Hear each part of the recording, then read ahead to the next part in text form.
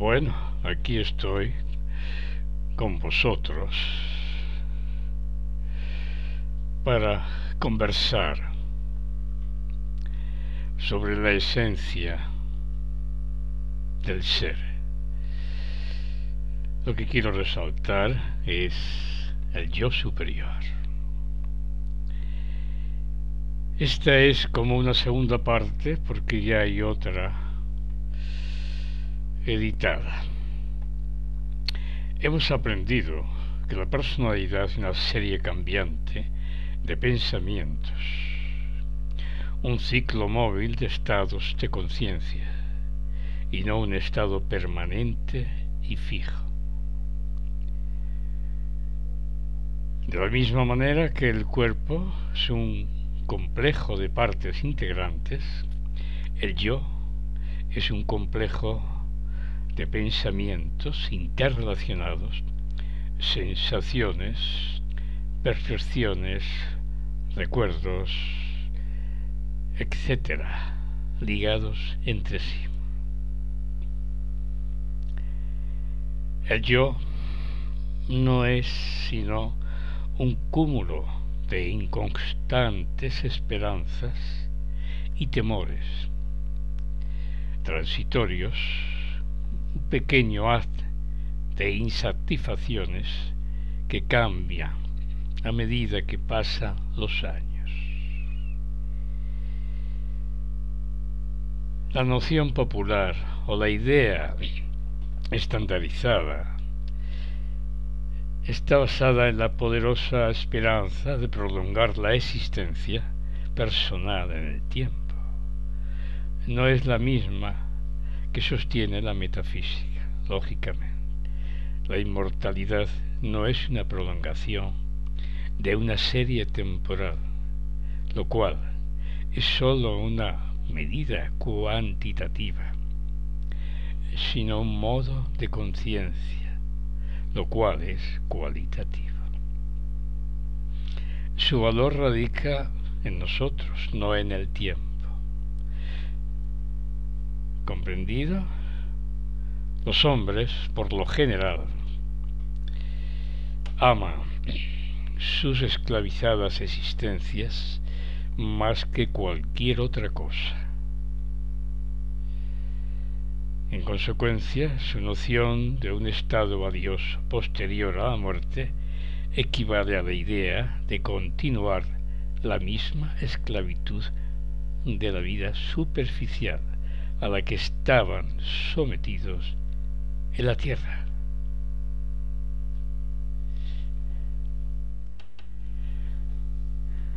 No existe la posibilidad de liberación del sufrimiento en ninguna parte del universo, mientras no se produzca la liberación del ego.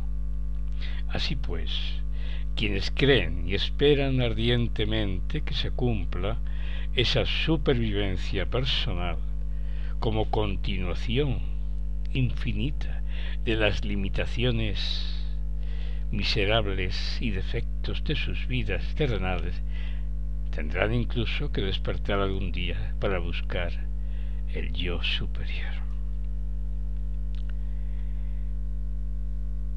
Una prolongación infinita de la existencia personal, con todos sus intereses estrechos y su restringida experiencia, resultaría al final tan insoportable como una infinita prolongación de la vida, de la vigilia, que no fuera interrumpida por el dormir.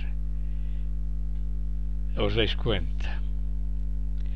A veces deseamos gratuitamente esa inmortalidad, pero si no sabemos buscar ese plano de identificación, seremos esclavos de la ilusión y el desconcierto. Por eso, cuando se reconoce que la esencia mental es el verdadero cimiento sobre el que se ha construido la estructura total de este yo, se reconocerá a sí mismo que esa esencia es algo que jamás ha nacido y en consecuencia algo que jamás muere. Repito, cuando uno está dispuesto a reconocer, a entender, a comprender que la estructura total de este yo se reconocerá a sí mismo en esa esencia, es algo que jamás ha nacido y en consecuencia algo que jamás muere, como algo que es y será. Por esto, el hombre se convierte en aquello que piensa, de tal modo que creyéndose inmortal, el hombre alcanza la inmortalidad. Por lo tanto, el cuerpo tiene que entregar al morir aquello que previamente recibió, pero el yo superior, puesto que nada se le ha agregado, nada tiene que entregar. No puede dejar de ser inmortal porque es parte de la mente universal.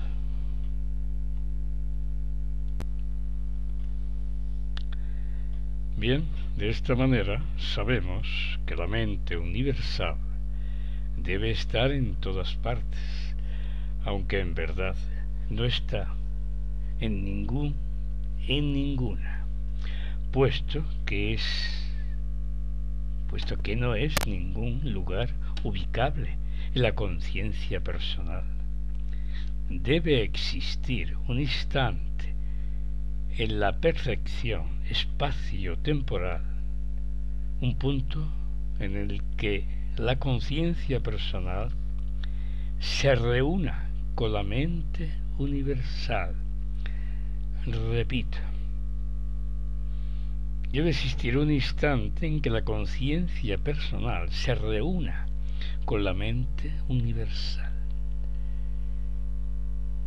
Para la mayor parte de las experiencias místicas, dicho punto es percibido primeramente dentro del corazón, pero os diré que la mente universal no puede confinarse dentro de una perfección tan limitada.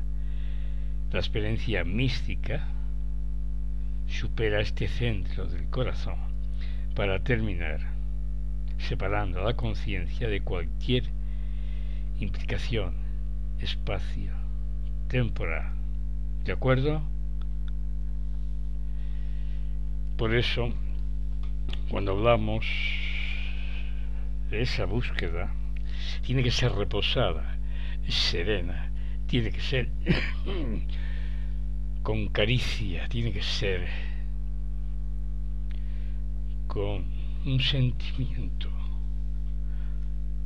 de entusiasmo, de encontrar ese punto en el que ambas conciencias, la personal y la mística, producen esa fusión, pero no aprehensible, pero no poseedora. No. Eso es lo que hay que entender, amigos. Eso es lo que hay que entender. Por eso, todo yo superior existe en la mente universal de la misma manera que los diferentes pensamientos existen en una misma y únicamente humana. La conciencia de la mente universal, la esencia, puede multiplicarse o dividirse en millones de veces, pero su sustancia es realmente indivisible. Solo su apariencia ofrece este aspecto dividido. Con esto quiero terminar dando las gracias por este encuentro de lo que yo creo, y esta es mi opinión. Gracias.